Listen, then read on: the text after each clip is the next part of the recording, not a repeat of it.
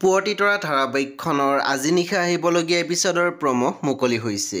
আজিৰ প্ৰমৰ প্ৰথম ভাগত আমি দেখিবলৈ পাইছোঁ জোনালী কৈ আছিলে প্ৰজ্ঞা প্ৰজ্ঞা। তেতিয়া আমি দেখিবলৈ পাইছোঁ প্ৰজ্ঞাই মাত দিছিল, কি হ'ল মা, ইমান কিয় চিঞৰিছা? তেতিয়া আমি দেখিবলৈ পাইছোঁ জোনালীয়ে কৈছিল, জিউ উঠা নাই, তাইক মই ইমানকৈ মাতি আছোঁ, তাই একো মাতে মতা নাই। জিউ?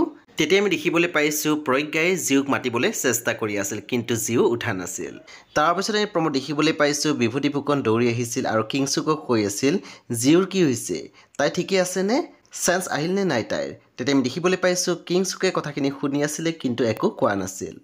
সেই বন্ধু বান্ধৱীসকল আজি নিশা 9 বজাত ৰং টিভিত আহিবলগীয়া পুৱতি তৰা ধাৰাবাহিকখন খুবেই বেছি ইণ্টাৰেষ্টিং হ'বলৈ গৈ আছে, সেয়ে আপোনালোকে চাবলৈ একেবাৰে নাপাহৰিব।